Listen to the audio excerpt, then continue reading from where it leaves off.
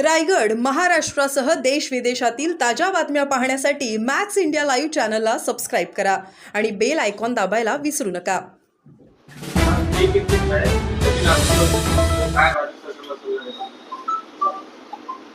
नवीन आर्थिक वर्षामध्ये तुम्ही दिलेली शेतकऱ्यांना वचनं ती पूर्ण करा. या राज्यामध्ये 3000 शेतकऱ्यांनी आत्महत्या केल्यात वर्षभराच्या आत. त्या शेतकऱ्याला वाचवा आणि शेतकरी कर्जातून मुक्त करा, शेतकऱ्याला आधार द्या, अशीच आमची अपेक्षा या नवीन वर्षात असणार आहे. परंतु आर्थिक स्थिती आत्ताची जी आहे राज्याची, राज्य कर्जबाजारी झालेला आहे, कर्जाच्या खाईत राज्याला लोटलेला आहे आणि एकूणच ही अत्यंत गंभीर परिस्थिती आहे की जो सेवा आपण म्हणतो ते संपूर्ण बंद करण्याचा निर्णय सरकारच्या माध्यमातून सुरू झालेला आहे. त्यामध्ये स्कॉलरशिप 50% आणली, अनेक योजनांना बंद करण्याचा निर्णय झालेला आहे. आज आपण आपल्या लक्षात येईल की महाराष्ट्रामध्ये एकूणच कर्ज मोठ्या प्रमाणात असल्यामुळे नवीन योजनांची अंमलबजावणी सरकारला करताच येत नाही.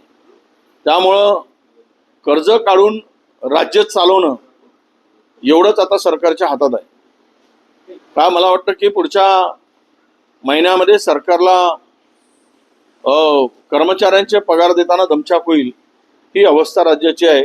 त्यामुळे यांच्याकडून काही नवीन वर्षात फार अपेक्षा बाळगण्यात अर्थ नाही. कारण गडचिरोली सारख्या जिल्ह्यामध्ये 1100 कोटीची कामं झाली आणि 5 कोटी रुपये कंत्राटदारांना दिली. यावरून राज्य कुठे जात आहे हे आपल्या लक्षात येईल. याला जोडून एक प्रश्न आहे की आजपासून नवीन आर्थिक वर्ष सुरू होत आहे, मात्र आज पहिल्याच दिवशी बाजाराला मोठा फटका बसलेला आहे. शेअर मार्केट मोठ्या फरकाने खाली आलेलं आहे आणि याच्या पाठीमागे अमेरिकेने दिलेली टॅरिफची धमकी आहे ती समजल्या जात आहे. आज आर्थिक वर्षाचा पहिला दिवस आहे, मात्र शेअर बाजार गडगडलेला आहे, पहिल्याच दिवशी गडगडलेला आहे. त्याच्या पाठीमागे अमेरिकेने जी धमकी दिलेली आहे टॅरिफची, वाढलेल्या टॅरिफची, त्याच्यामुळे शेअर मार्केट गडगडलं आहे असं सांगायचं. हे बघा, हे शेअर मार्केटची आत्ताची अवस्था, मी फार काही त्याचा अभ्यासक नाही, पण मला जे दिसतंय हे संपूर्ण फुगवटा हा राज्याची, देशाची अर्थव्यवस्था खिळखिळी झाली असताना राज्यामध्ये, आपल्या देशामध्ये 12 लाख करोड रुपये व्यापारी उद्योजकांचे माफ केले गेले. 12 लाख कोटी रुपये उद्योजकांचे माफ झाले. शेतकऱ्यांना मात्र त्यामध्ये 1 रुपयाही आपण गेल्या 12 वर्षामध्ये मोदींच्या कार्यकाळामध्ये कर्जमाफीसाठी 1 रुपया दिला गेला नाही. दुसरी महत्वाची गोष्ट अशी की अमेरिकेचं जे काही आता टॅरिफच्या संदर्भातली त्यांचे नोंद आहे किंवा त्यांचं म्हणणं आहे, हे लक्षात घेता नैसर्गिक म्हणजे त्याला म्हणतो आपण शेअर मार्केटमध्ये जे फुगवटा झालेला होता तो कृत्रिमरित्या झालेला होता. पद झाकण्यासाठी देश कर्जात असताना, आर्थिक स्थिती अत्यंत वाईट असताना हे दाखवण्याचा प्रयत्न झाला की आम्ही फार फायनान्शियली स्ट्रॉंग आहोत. आम्ही 5 ट्रिलियनपर्यंतच्या, कोणी म्हणतात 50 ट्रिलियनच्या गोष्टी करतात डॉलरच्या अर्थव्यवस्थेच्या. पण राज्य आत्ता कुठे आहे हे जर, आपला देश कुठे आहे हे जर पाहिलं तर देश आत्ता पूर्णतः कर्जबाजारी आहे. देशाची स्थिती अत्यंत वाईट आहे आणि यामध्ये आपण जे काही आत्ताची गुंतवणूकदार आहेत ते गुंतवणूकदार प्रचंड मोठ्या प्रमाणामध्ये आपली इन्व्हेस्टमेंट, जे फॉरेन डायरेक्ट इन्व्हेस्टमेंट आहे, FDI आहे, ती काढल्या जात आहे. हिंदुस्थानामधून दर महिन्याला किमान 500 लोक पलायन होत आहे आणि इथली स्थानिक गुंतवणूक कमी झाल्यानंतर मार्केटमध्ये ज्या काही निर्बंध लावले गेलेत, अमेरिकेने लावले गेलेत, परदेशाने लावले गेलेत, त्यांच्यावर लावलेले टॅक्स, त्यामुळे त्याचा परिणाम मागणी आणि उत्पन्न याचा बॅलन्स साधण्यामध्ये हे सरकार अपयशी झालेलं आहे. त्याचा परिणाम असा झाला आहे की आज ह्या अर्थव्यवस्थेचा परिणाम या शेअर मार्केटवर दिसतोय. शेअर कुठल्या ठिकाणी हे होतं, मागणी वाढली तर. आता काल परवा अमेरिकेने त्याच्यावर सरकारने काही बोलले नाही. अमेरिकेमध्ये कापूस, सोयाबीन आणि मका हा प्रचंड मोठ्या प्रमाणात येतो. केंद्र सरकारने त्यावर 39% आयात शुल्क लावलाय. पण त्या अमेरिकेने सांगितलं की शुल्क कमी करा आणि 10% करा. 10% जर आहे शुल्क झाला तर 10,000 5,000 एकरमध्ये अमेरिकेमध्ये मका होतो, सोयाबीन होतो. तो जर भारतामध्ये यायला लागला तर इथला शेतकरी एकही शिल्लक राहणार नाही. इथला शेतकरी वाचू शकणार नाही, त्याला वाचवून तो जगू शकणार नाही. त्यावर मात्र केंद्र सरकारची भूमिका अद्याप स्पष्ट झालेली नाही. ते म्हणतात 10% आणा आणि अमेरिकेमध्ये अमेरिकन सरकारची मागणी असताना त्यावर अद्याप बोलायला तयार नाहीत. आणि त्यांनी धमकी दिली आहे की जर तुम्ही कमी करणार नसाल तर आम्ही जो ऑटोमोबाईल्समध्ये आम्ही त्याच्यावर 25% ऑटोमोबाईल्सवर आम्ही निर्यात वाढ करू. याचा अर्थ असा आहे की भारत हा 1,76,000 कोटी रुपयाचे स्पेअर पार्ट ऑटोमोबाईलचे अमेरिकेला निर्यात करतो. त्यावर जर बंदी आणली तर 1,76,000 कोटी रुपयाचा व्यापार हा इथला बुडेल. आणि अशा प्रकारची धमकी ज्यावेळेस मिळते त्यावेळेस सक्षमपणे त्या परिस्थितीला सामोरं जाऊन उत्तर देण्याची गरज असते. पण सरकार कमकुवत आहे. ते ट्रम्प बोलतात आणि आपले पंतप्रधान बोलू शकत नाही, हे यावरून स्पष्ट झाले. आरक्षण अशी मागणी जयराम रमेश यांनी केलेली आहे, कसं पाहता तुम्ही? खाजगी शैक्षणिक संस्थेत आरक्षण आहे महाराष्ट्रामध्ये, त्यामुळं इतर राज्यात नसेल तर तिथे लागू करावा अशी भूमिका कदाचित असेल. खाजगी संस्थांमध्ये म्हणजे ज्या अनुदानित आहेत, शासकीय अनुदानित संस्था आहेत, बाकी संस्थांमध्ये जे विना अनुदानित आहेत तिथे मात्र कुठलंही आरक्षण नाही. पण त्या ठिकाणी सुद्धा आरक्षण असावं ही जयराम रमेशजींची मागणी योग्य आहे.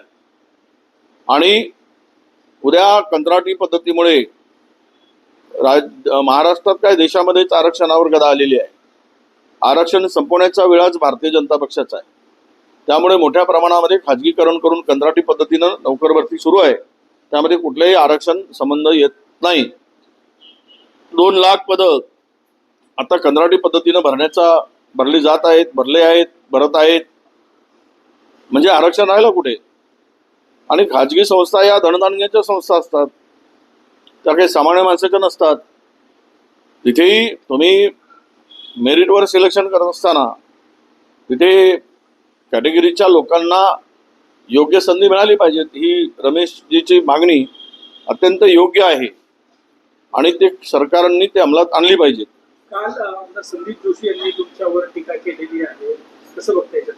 ज्या खरं म्हणजे वैयक्तिक आणि मुलीवर टीका करणं हे कुठल्या संस्कृतीत असतं? हे काय सनातन धर्मामध्ये हे शिकवलं आहे संदीप जोशीला?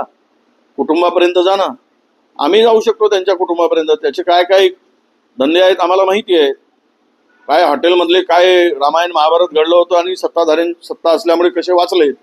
आणि जो माणूस दिवाळीच्या सणामध्ये नॉनव्हेज खातो, तो संस्कृती भाषा करतो, यापेक्षा राज्याचं आणि धर्माचं दुर्दैव काय असू शकतं? पीक विमा योजनेचे काही निकष जे आहे ते बदलण्यात आले. 1 रुपयाचा पीक विमा योजना मिळणार नाही. नाही, 1 रुपयात पीक विमा मिळणार नाही ते त्याचा बजेटमध्ये कुठेच उल्लेख नव्हता.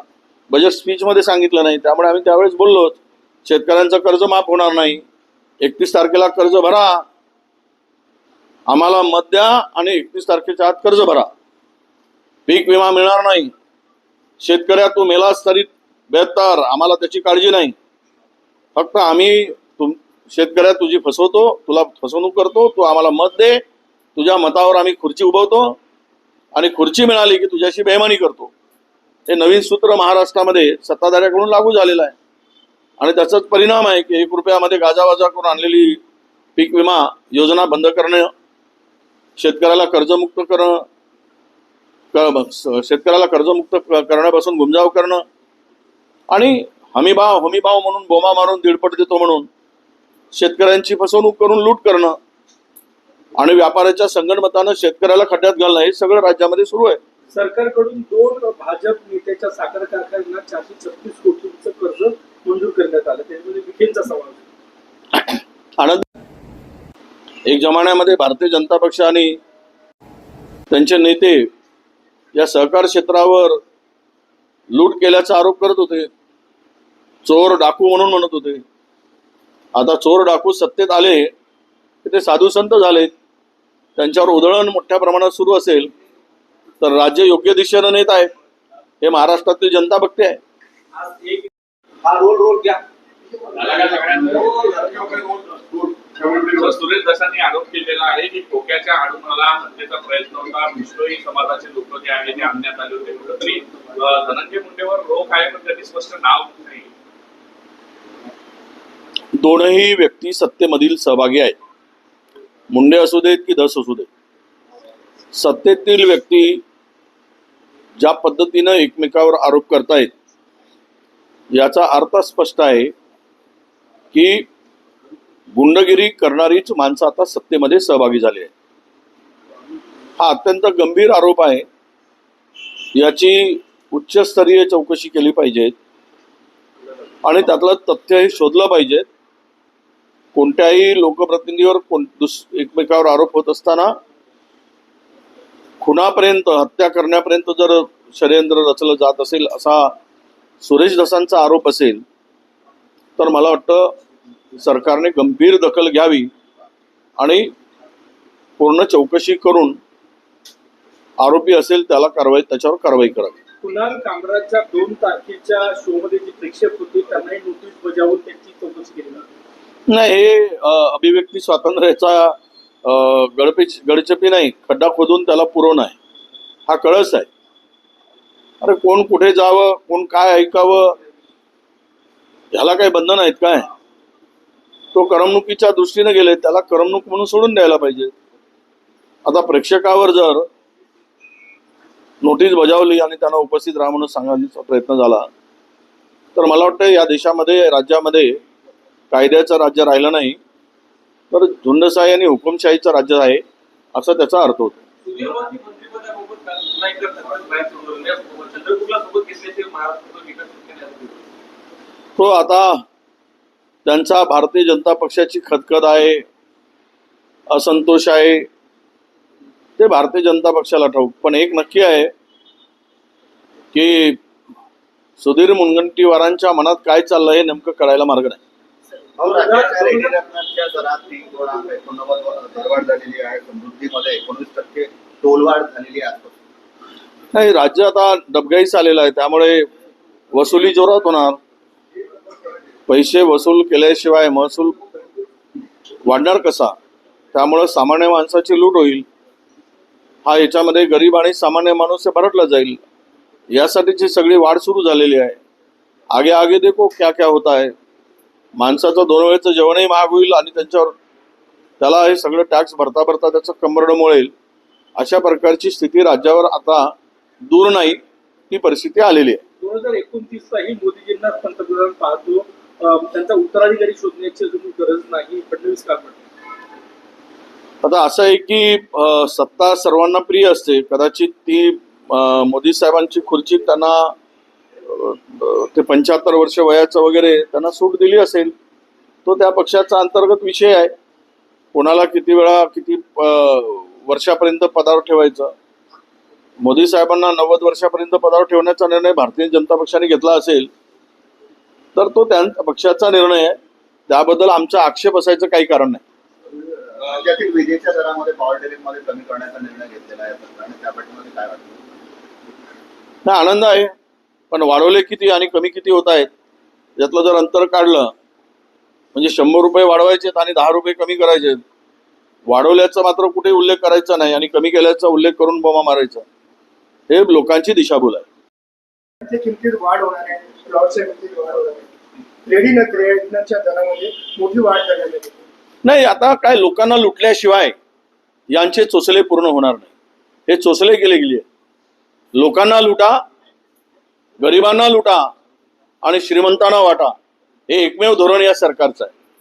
आणि म्हणूनच सामान्य माणसाला जे स्वप्न असतं, गरीब माणसाचं स्वप्न असतं, मध्यमवर्गीयांचं स्वप्न असतं, ते स्वप्नापासून त्याला दूर नेण्याचं काम या रेडी रेकनरच्या वाढीव दरातून होणार आहे.